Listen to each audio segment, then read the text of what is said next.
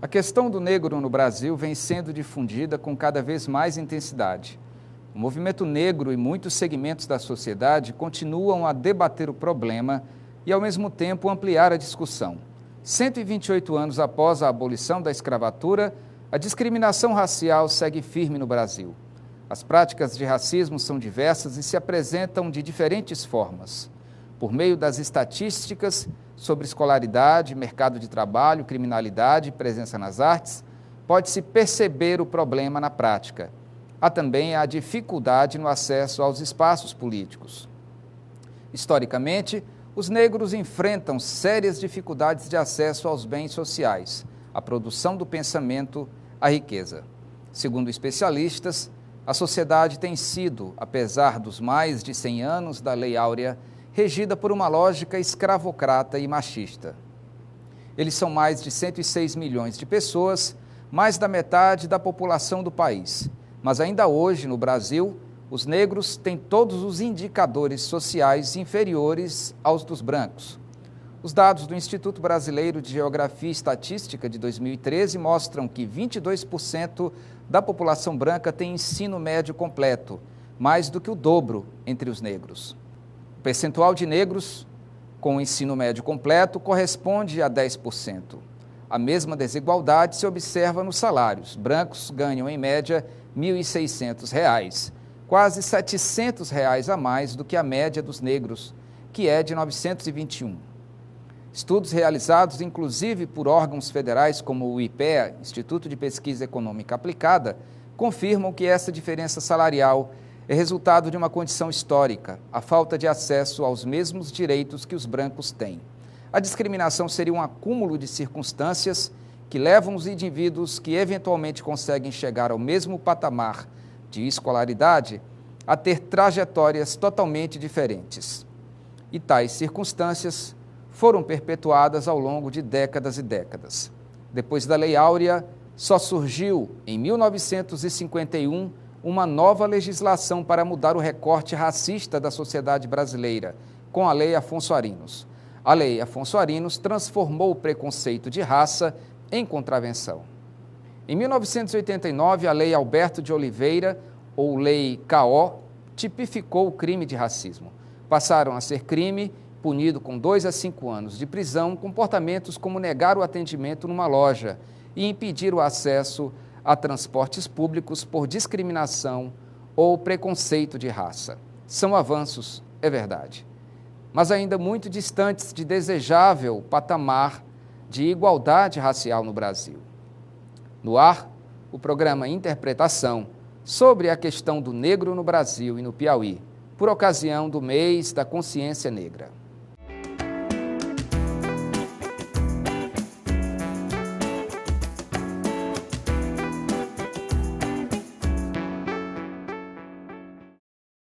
Boa tarde aos nossos amigos telespectadores da TV Antares e ouvintes da Rádio Antares AM 800. O programa Interpretação é retransmitido pela Rádio Antares sempre às quintas-feiras, a partir de 1h30 da tarde. A nossa entrevistada de hoje é a professora Andréia Marreiro. Andréia Marreiro é formada em Direito pela Universidade Estadual do Piauí. É mestre em Direitos Humanos pela Universidade de Brasília, a UNB. É coordenadora de pesquisa, pós-graduação e extensão na Faculdade Adelmar Rosado e coordenadora da pós-graduação de Direitos Humanos Esperança Garcia, além de fazer parte da Ciranda de Juristas Populares. Boa tarde, professora. Boa tarde, é com prazer que eu estou aqui hoje para conversar com vocês. É um prazer todo nosso.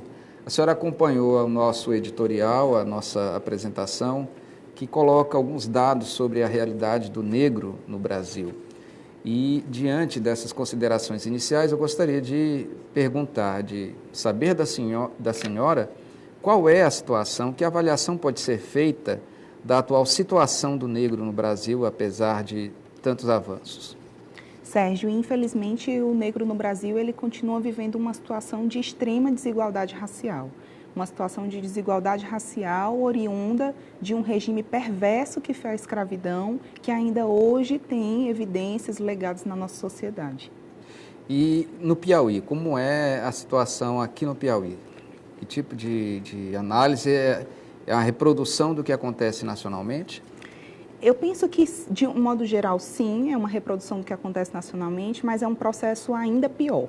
Um processo pior porque o processo de desigualdade racial, de escravidão no Piauí, ele aconteceu juntamente com outro processo muito forte, que foi o processo de colonização.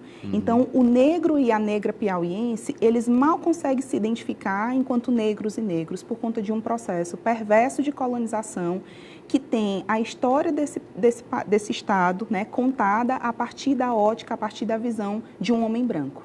Então, é isso que faz, por exemplo, com que nós tenhamos uma série de espaços em Teresina, inclusive escolas, né, com o nome dos dois homens brancos que exterminaram a população negra e indígena aqui no Piauí, que foi Domingos Jorge Velho e Domingos Afonso Mafrense. Domingos Jorge Velho, que também exterminou o quilombo de Zumbi dos Palmares. Exatamente. Né? Então, por isso, inclusive, que aquele espaço que fica ali na Avenida Miguel Rosa, com muita luta do povo negro, passou a ser chamado de Espaço Zumbi dos Palmares, né? E não mais o nome do colonizador.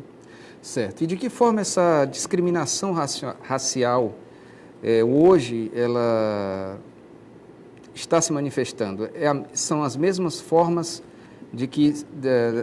pelas quais essa discriminação sempre se manifestou ao longo dos séculos, ou ela hoje tem características, ela se metamorfoseou, ela se modificou com o passar dos tempos? Quais são hoje as principais situações que caracterizam essa desigualdade racial?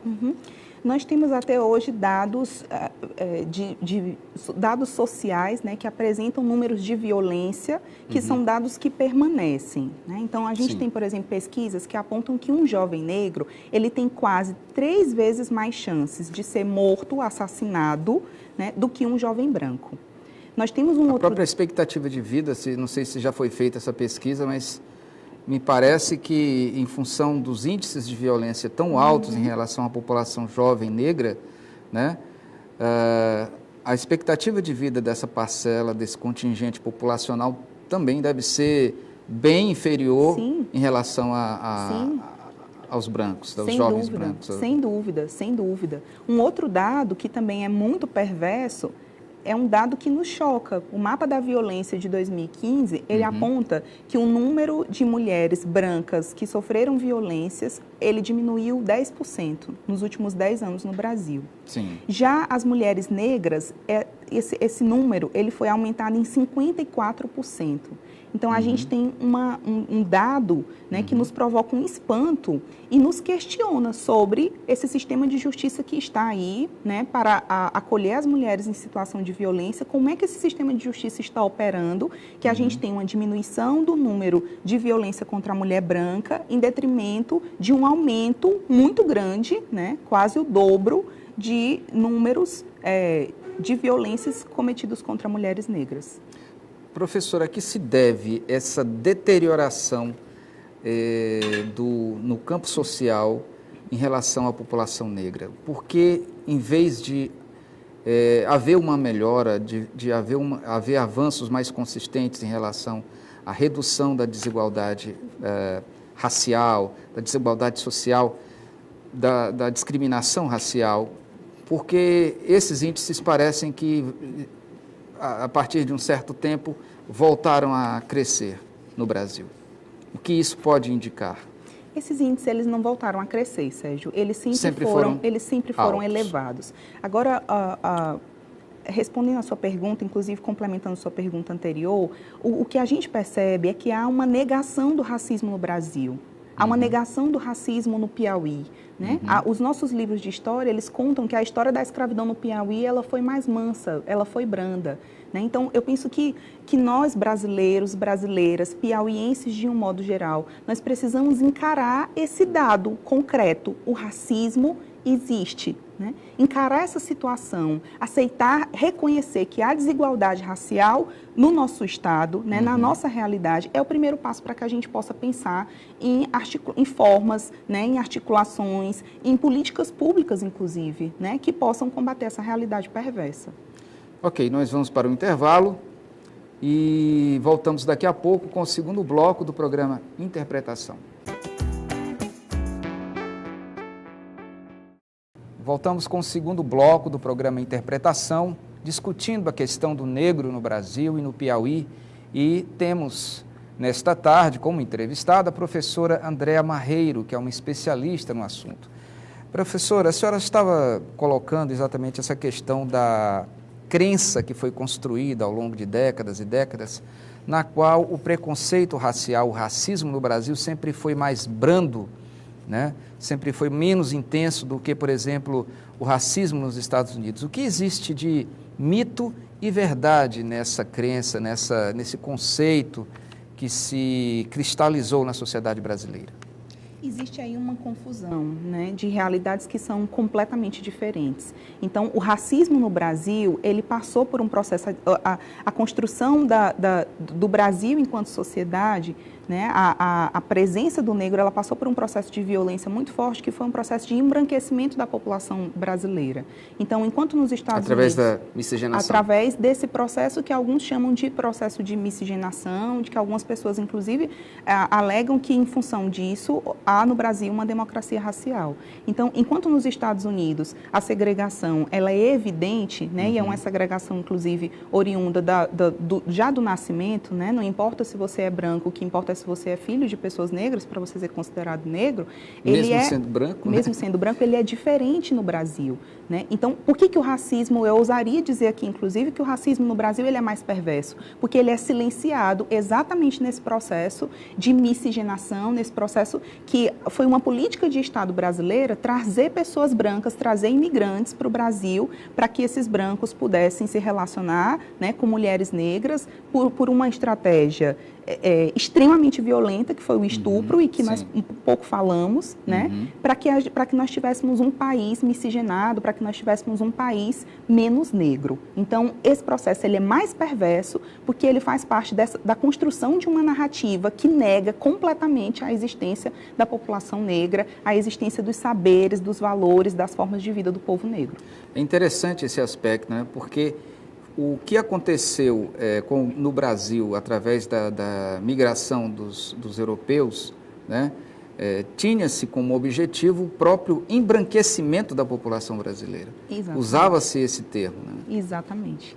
Então, você quer algo mais violento do que você né, ter uma política de Estado que deseja embranquecer um povo? Você negar completamente a identidade desse povo, a subjetividade desse povo. E é por conta dessa história que, infelizmente, a gente pouco conhece, que a gente pouco conta, né, exatamente por esse processo histórico de silenciamento, né, de apagar mesmo a história do povo negro, que a gente tem essas evidências sociais, essa realidade social que nos mostra essa desigualdade de uma forma perversa. Professora, em relação às políticas públicas voltadas para a promoção da igualdade racial, para a redução da discriminação racial no Brasil, que avaliação pode ser feita em relação a essas políticas, já que, pelo menos no campo formal,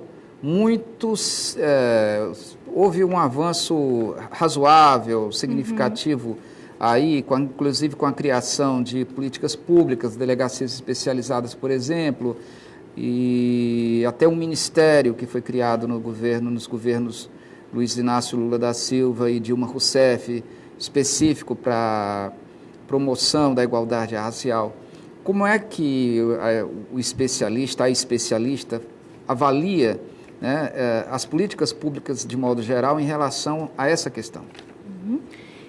A gente não é inegável. Só pedindo perdão pela interrupção, são inócuas ou avançaram de alguma forma? De que maneira isso pode ser avaliado? É inegável o avanço das políticas públicas por igualdade racial nos governos, nos últimos governos do PT. Sim. É preciso que se reconheça para que a gente possa, inclusive, fazer a crítica, né? Isso não é suficiente. Não é suficiente que você tenha, por exemplo, uma política de cotas, se você não tem uma política de assistência estudantil que acolha o estudante negro. É insuficiente que você tenha uma política de cotas e você não tenha os estudos sobre o povo negro inseridos dentro do contexto universitário, né? Não tem como se dissociar. A inserção, a presença do povo negro na universidade, ela precisa ser acompanhada da inserção dos conteúdos, dos modos de vida, dos saberes do povo negro. Então, nós temos hoje no Brasil, como, né, essa construção toda histórica foi assim, o saber do homem branco sendo reproduzido dentro das universidades. Sim. Né? Nós poucos conhecemos os saberes do povo negro. Nós estudamos ainda por intelectuais que são homens brancos europeus. Né? Então, é preciso urgente que a gente faça essa discussão epistemológica sobre o que nós estudamos. A quem interessa esses conteúdos que são ensinados dentro das universidades? Né? Por que não olhar para esses saberes que estão sendo construídos, né, de forma brilhante nos países periféricos? Né? Na África, por exemplo, nós temos diversos autores, né, assim como no nosso próprio lugar, que é a América Latina, diversos autores e autoras negras escrevendo, produzindo conhecimento, mas a gente percebe uma invisibilidade, né? O que alguns autores chamam de epistemicídio, né? Uma morte dos saberes do povo negro. E que saberes seriam esses? São diversos saberes. A gente tem no Piauí, por Apenas exemplo, um intelectual. exemplificar. Sim, a gente tem no Piauí, por exemplo, um intelectual chamado Antônio Bispo, que é um mestre quilombola, né, que é reconhecido pela Universidade de Brasília, que vai dar aula na Universidade de Brasília e não é convidado, por exemplo, para dar aula nas universidades piauienses. Né? Bispo tem um conceito epistemológico, né, que nos possibilita pensar um processo de contracolonização, né? Quer dizer, esse processo de pensar essa produção de conhecimento a partir do povo negro, que é um povo que historicamente também tem uma relação completamente diferente com a natureza. Né? Então, Bispo tem um conceito chamado biointeração, que nos apresenta uma outra realidade de como lidar com os espaços, né, de produção de alimentos, inclusive de interação com o meio ambiente, com a natureza. Tá certo. Professora, nós vamos para mais um intervalo e voltamos daqui a pouco com o terceiro e último bloco do programa Interpretação.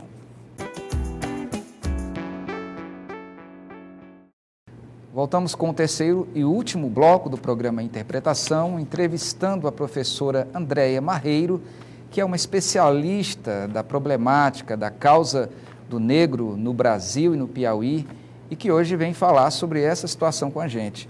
Professora, voltando aqui a falar sobre essa questão das políticas públicas direcionadas à promoção da igualdade racial, a redução da discriminação em relação aos negros, que avaliação pode ser feita em relação a esse novo governo, o governo do presidente Michel Temer, que assumiu após esse controvertido impeachment da presidente Dilma Rousseff, que de início, de cara, ele já extinguiu o Ministério da Igualdade Racial, da promoção da igualdade racial, que era considerado, pelos movimentos, um grande avanço, um avanço importante.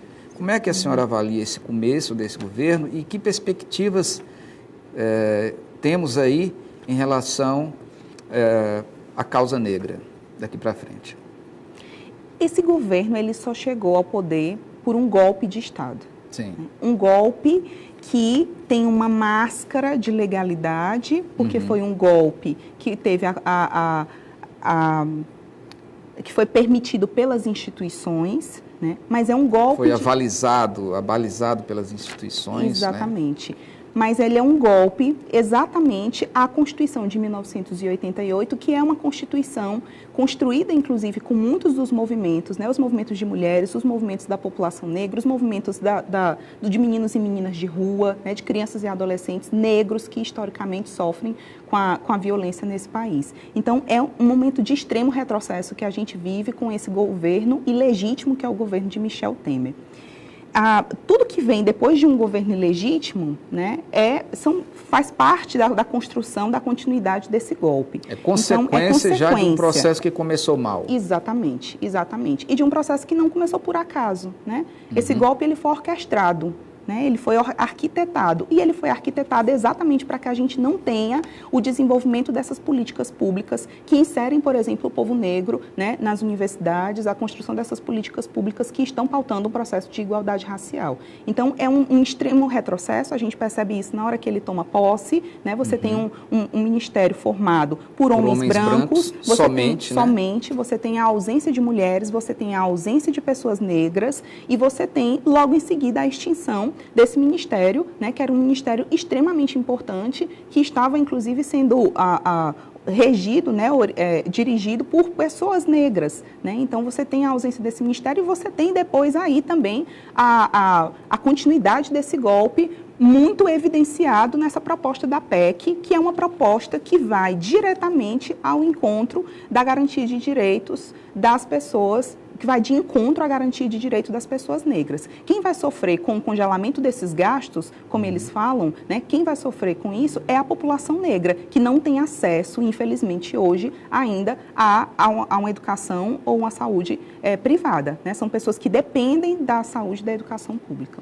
Em relação à política de cotas, que foi considerada um grande avanço dos governos do PT, quais as perspectivas, já que a política de cotas, embora incompleta, como a senhora bem colocou, mas propiciou um avanço significativo em relação à redução da desigualdade racial no Brasil, né? Que perspectiva se tem em relação a essa política de cotas? Porque desde o começo do governo Temer, a sinalização que temos é que vai haver um corte nessa política de cotas, vai haver um retrocesso em relação a isso.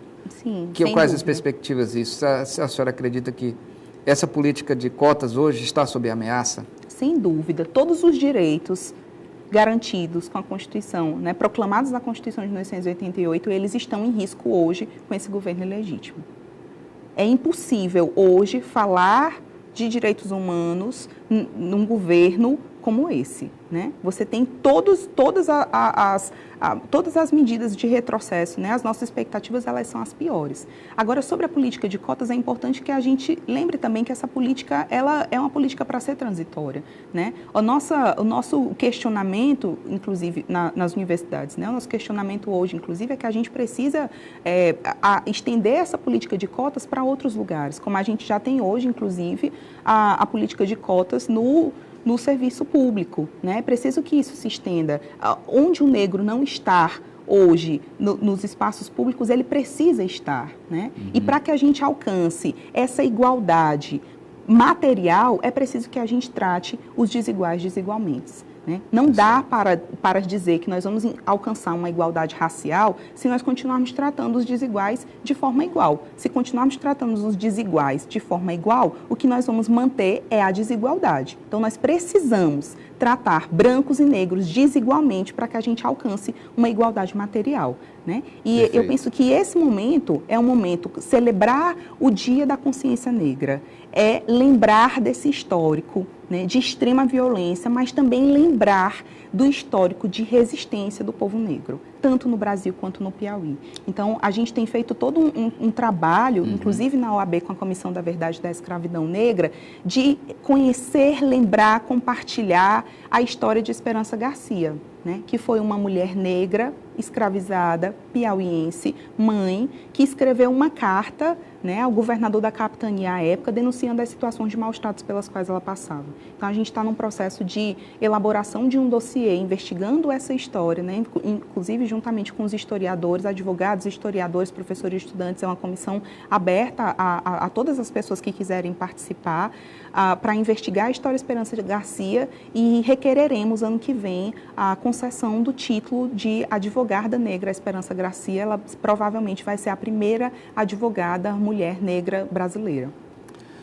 Ok, nosso tempo, infelizmente, está terminando, mas gostaria de agradecer a senhora pela brilhante exposição aqui sobre acerca da questão do negro na sociedade brasileira e também na sociedade piauiense. Muito obrigado pela sua participação. que agradeço, Sérgio, parabenizo você, né, por oportunizar esse espaço. Infelizmente, o negro e a negra, eles ainda têm um espaço subalterno, né, nos meios de comunicação, e eu penso que essa luta ela é uma luta de todos e de todas nós, né? Uma luta por igualdade racial nesse país, para que a gente possa viver de uma forma mais feliz, de uma forma mais harmônica, com muito mais alegria e justiça, né? Com certeza. Muito obrigado, professora. E o nosso programa Interpretação vai terminando e na próxima semana estaremos de volta, sempre discutindo os temas mais importantes para a nossa sociedade. Até lá, uma boa tarde.